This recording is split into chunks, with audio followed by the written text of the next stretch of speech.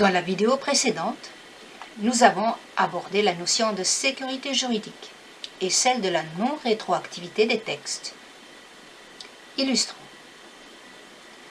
Une loi du 30 juillet 2018 est relative à la protection du secret des affaires. Selon cette loi, sauf consentement du détenteur légitime du secret, l'obtention du secret est illicite si vous le trouvez par l'accès non autorisé à un document ou par tout autre comportement déloyal. C'est la règle générale. La loi institue ensuite des exceptions. L'obtention et la divulgation d'un secret des affaires sont malgré tout licites si elles vous servent à exercer votre droit à la liberté d'expression, de communication, la liberté de la presse, et ou si vous obtenez et vous divulguez le secret en vue de lancer une alerte de bonne foi et dans l'intérêt général. Vous êtes un lanceur d'alerte. Cette loi du 30 juillet 2018 ne précise pas la date de son entrée en vigueur. Elle a été publiée au journal officiel électronique du 31 juillet. Je vous pose ici une question qui trouve sa réponse dans la vidéo précédente. L'immunité instituée par la loi du 30 juillet 2018 s'applique à des faits commis à quelle date? Elle ne s'applique pas aux faits commis le 30 juillet, date de la promulgation de la loi, ni aux faits commis le 31 juillet, date de sa publication, mais seulement aux faits commis à partir du 1er août 2018, lendemain de la publication de la loi. Pour des faits commis avant cette date, les lanceurs d'alerte risquaient d'engager leur responsabilité vis-à-vis de l'entreprise dont elles ont trouvé et dénoncé le secret. Autre question.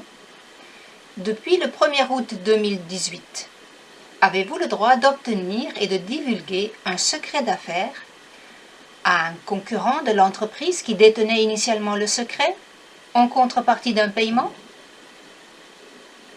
Non. L'immunité ne bénéficie qu'à ceux qui veulent exercer leur liberté d'expression, de communication, de la presse, lancer une alerte.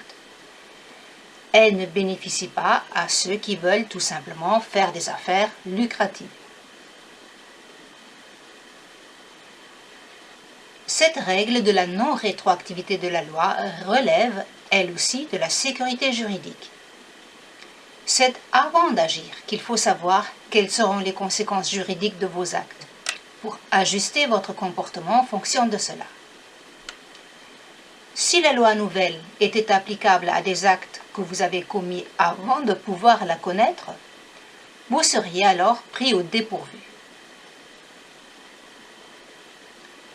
Continuons avec le principe de non-rétroactivité des textes.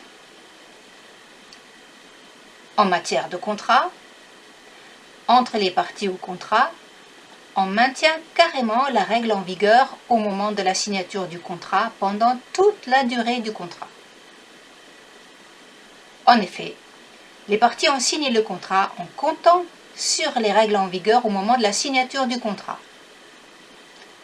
Ainsi, par exemple, une loi importante concernant les rapports entre bailleurs et locataires d'un logement d'habitation date du 24 mars 2014.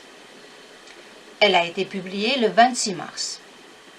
Elle est donc entrée en vigueur le 27 mars 2014.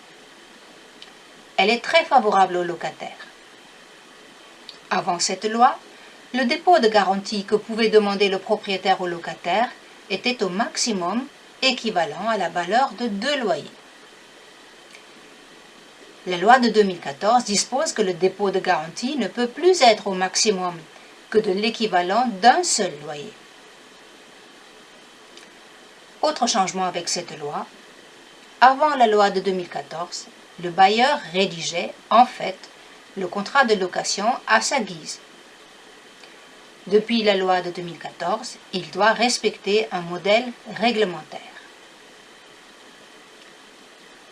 Question. Selon vous, un locataire qui a signé un bail en 2013 et qui avait versé un dépôt de garantie équivalent à 2 loyers, pouvait-il exiger, suite à la loi de 2014, le remboursement de la moitié du dépôt de garantie s'il habite toujours le même logement? Autre question. Les clauses du bail, qui ne correspondaient pas au modèle réglementaire institué par la loi de 2014, pouvaient-elles être considérées comme nulles après l'entrée en vigueur de la nouvelle loi et du modèle réglementaire? Réfléchissez. La réponse est 2 fois non, car la loi nouvelle ne s'applique pas aux contrats signés avant son entrée en vigueur.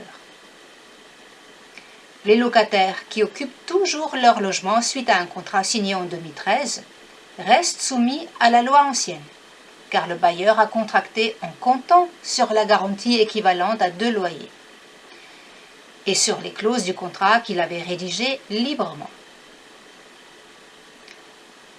Les locataires qui ont signé leur bail après le 26 mars 2014 bénéficient des avantages de la loi nouvelle, car le bailleur était censé connaître la nouvelle loi au moment de signer.